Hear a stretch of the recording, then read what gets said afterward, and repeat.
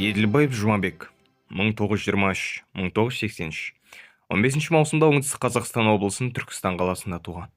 Сондағы педучилищені бітірген. 1967 жылдан өмірінің соңына дейін бірыңғай шығармашылықпен айналысқан. Бірнеше әңгіме, повесть, роман кітаптарын ұсынған. Пьесалар облыстық драма театрларында қойылған. Енді кезекте жазушының сын сағаттар романы турасында баяндап береміз. Роман жазушының Ұлы Отан соғысының майданында қыршын кеткен Амантай есімді бауырына арналған.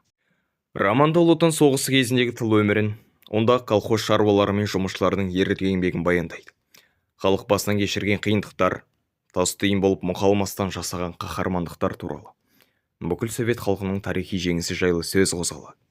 Партия қызметкері Алмасбек, дәрігер Тамаша, шофер Сүгірәлі, Микола, Дәуәже, тағы да басқа кейіпкерлер нанымды суреттелген. Қоқанбай сияқты жағымсыз образды жасауда автор тәжірибелік көрсеткен. Романның оқиғасы қызық, тартымды оқылады. Жазушы болмысты бар зейінмен зерттеп, заман ағысымен қатарласа өмір сүруге талпынды. Қазақ халқының майдан кезіндегі өмірі мен ауыл еңбекшілерінің ерлік істері жазушының көңілін толғантпай қоймады. Қазақ халқының Ұлы Отан соғысындағы жеңіске қосқан үлесі турасында баяндалған романның кейіпкерлері соғыстың ауыртпалығын көтеріп, соғыстың алғашқы күндерінен бастап барлығы майдан үшін, барлығы жеңіс үшін деген ұранмен еңбек етеді.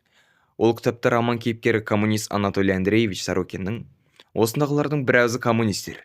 Бәріміз де майданға сұранып арыз жаздық, бірақ бізді жібермеді. Сендердің майдандарың осында дейді, деген сөздерінен ақ байқауға болады. Сонымен қатар кітапта қазақы рух, отанға деген сүйіспеншілікті ояту мақсатында кейіпкерлердің орындауында қазақ халқының ақын жазушыларының өлеңдері, қанатты сөздері берілген.